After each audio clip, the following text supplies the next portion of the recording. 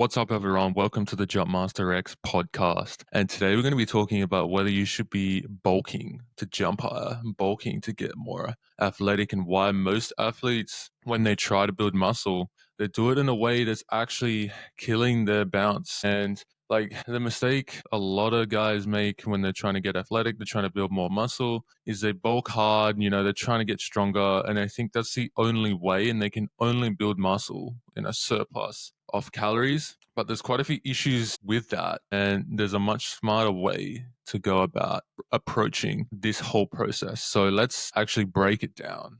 So most athletes, they go through a bulking and then cutting cycle, and then they kind of yo-yo through that constantly. What are your thoughts on that, Tom? What's the problem with that? So you mean people who will gain like 10 kilos in like 2 months and then they'll have to try and cut it. But during those Yeah. 2 months, they're like just fat, so they're not actually progressing in jumping because they're jumping, terrible. Is that what you mean? Maybe not 10 kilos in 2 months. I think maybe there's some guys that do that, but I feel like a lot of guys are smarter than that to do that. But I would say just like a bulk, just like a sensible Yeah, bulk. Like, is that even necessary to where you might gain, say, that's 5 kilos over 6 months 5 kilos over 6 months. or Say five, for, 6 kilos? So like a kilo a month. yeah, I'd say for most people, most athletes, it's probably not necessary. And the reason is because we're just like strictly talking about like jump training here, like athletic performance. The reason is like at the end of the day, it's all about your relative strength, first of all.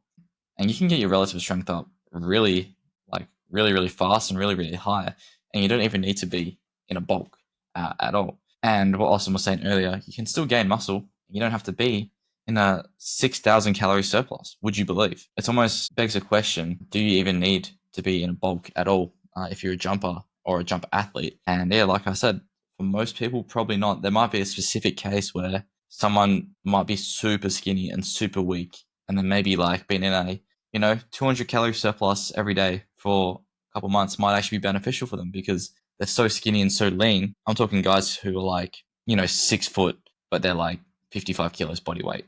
That kind of like extreme scenario, which pretty much no one falls under the category of in this community. But yeah, obviously for 99% of people, yeah, it's probably not going to be necessary. If anything, you want to be maybe even in a cut to get leaner to help you jump higher to improve your relative strength. So yeah, that's what I think about it. Yeah, the other thing is too, if you're constantly going back and forth, that means you've got to cut much more regularly. And that's quite a difficult thing to do and to do correctly, where it's going to actually equal inches on your vertical, because you've got to do it in a way where you don't lose strength and power. And that's quite difficult to do, and it has to be done slowly. So then, it will take 6 months to bulk, but then it's like 6 months of cutting when you could have just maintained the whole time and just eaten around a maintenance level of calories and just gotten stronger and probably maybe gone through a slight recomp in the process to where you got a little bit leaner, and it would have been way more sustainable than just constantly going back and forth, back and forth. And yeah, you're going to build muscle a little bit more slowly, but if we're talking within the context of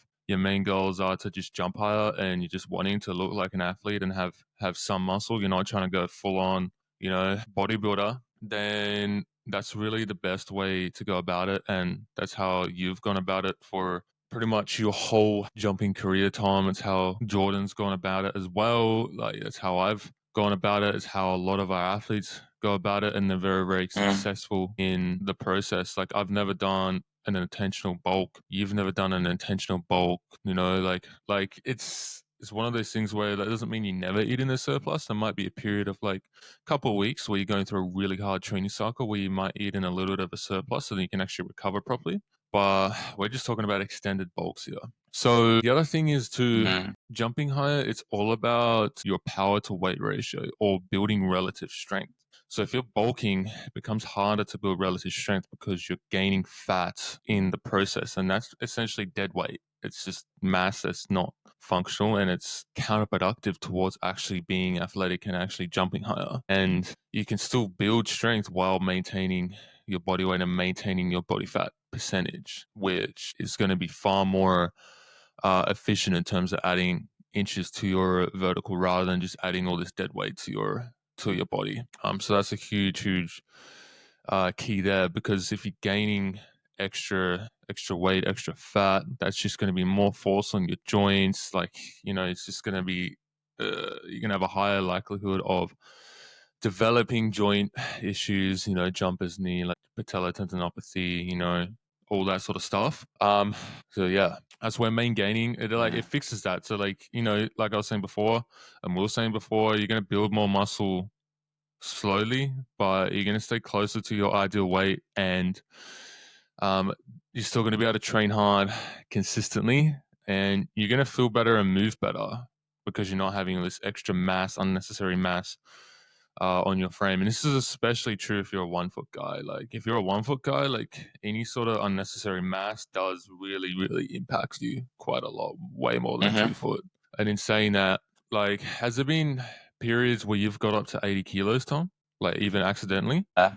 But And it'll how have did to you be feel? like, oh no, it's more a sense of just like it'll go over. Like, in the morning, like I've had breakfast, drink water, and then, haven't done my morning poo, then I might be over 80. And like my vert's definitely oh not my vert, sorry, my weight's definitely fluctuated over the last couple of years, but nothing, no more than 2 kilos either side of like 78, really. Yeah. Yeah. No, I've fluctuated from like 89 kilos to 95. And even as a 2 foot guy, I made my 2 foot bounce feel much, much worse. Yeah, everything was terrible. Just gaining that weight. And that was done slowly too. That was done slowly over the course of like a year. And that was kind of Yeah, unintentional man. as well. I wasn't trying to bulk, it was just unintentional. Yeah.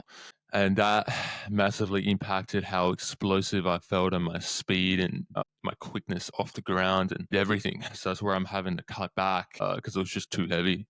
It was just counterproductive towards me jumping higher. My joints feel worse. Everything is just way worse being at that heavier body weight. I will say this, that if we're just talking about like aesthetics and just like how an athlete looks, I've noticed a lot of the time, if we just talk about people who main gain and athletes who main gain, like a lot of our athletes, a lot of the time they'll look more aesthetic than someone who strictly just like is a gym bro and just trains to put on muscle or whatever and does like the typical bulking cutting. A lot of the time they'll just look better because a lot of people, the guys that are training to be like bodybuilders or just be super jacked, they just do a bulk and a cut in a very extreme and counterproductive way. Like when they bulk, they just go silly with it. Like they just get fat. And then when you cut, what are you really cutting away? Like there wasn't actually much to cut away as well. That's just like another reason. I think you touched on it before. You said that you don't want to just get into like a yo-yo cycle and just be bulking and cutting the same thing away, not gain any strength, not gain any muscle. Yeah, and when you could have just maintained the whole time and progressed, Yeah. the same, if not more, like definitely more in terms of your vertical jump. In terms of muscle mass, probably slightly less or around the same, being completely honest. Like even for myself, like main gaining, I've had no issues gaining muscle. Like it just happens slowly. And you end up looking better faster because you're not getting fat, like you were saying, Tom. Yeah. So it actually feels like you're gaining muscle faster because you can see it because you're not getting fat, which is pretty awesome. Yeah, I saw a Mike Israetel video recently, and he put it quite well. Where, in terms of muscle building, whether you're in a bulk or just maintaining, regardless, muscle it's like stubborn to get. Like you really have to like stack it up over months and even years to like really like build a good solid foundation. It's not something like, oh, I'm gonna eat in a surplus for a week, and the kilo I gained on the scale was all muscle. You know what I mean? Like a lot of it would just be water weight. A lot of it would be like your muscles holding glycogen, that kind of stuff. In terms of actual muscle building, yes, you'll have accelerated muscle growth, bulking versus maintaining, but it's not as much as you might think, especially if you're, training to jump higher, or if you're just new to training in general. You don't need to be in some insane surplus. No, that is a very good point. So it's almost like not even worth it, being completely honest. Yeah, yeah, Like we've had a lot of athletes that have gone on a bulk, and what happens, Tom, every time their vertical goes to shit. Like, yeah, their weight room numbers might go up, but their vertical goes to shit every time they bulk, because most of the time, most guys don't even, like, they just don't bulk properly. It just always gets too out of hand. And then they have to do all this crazy work to cut back, and then it's just the whole process just becomes so much harder. yeah. I will say this: if you are still really, really, keen on the idea of bulking, and you're like, I'm not going to listen to Austin Tom, I will say this: please track your macros because a lot of people, they hear the word bulk, they're like, I'm gonna bulk, and they, like I said before, they get silly with it. They just get the dirtiest calories they can. They don't really track it, and maybe too much of their diet ends up being from fat sources. And realistically, if you're getting more fat than you need, it's not really doing too much for you. It's not doing much for your physique, for your strength. It's just excess calories that's going to be converted into fat, right? So yeah, definitely track if you're going to bulk, because it's going to minimize, if you do it right, it's going to minimize how much fat you gain, and therefore minimize the amount of work you have to do later on to get rid of it. Yeah, no, that is facts. That is facts. And remember, guys, I always say this: jumping high is fat phobic. Has no Sure. Yeah. remorse. Has no remorse or mercy for fat gain. So, which is annoying, but it is what it is. That's science. So, I guess to close this podcast out, guys, if you're looking to go on a bulk, like, it's really, being completely honest, not worth it. You're not really going to gain too much muscle more than you would have if you just maintained or tried to maintain your weight and just building strength and size that way. And you're going to maintain your vertical and improve your vertical. But if you guys are looking for help from us and you're looking for coaching from us, there's a link down below. And we'll catch you guys in the next episode of the Jumpmaster X podcast. See you later, guys.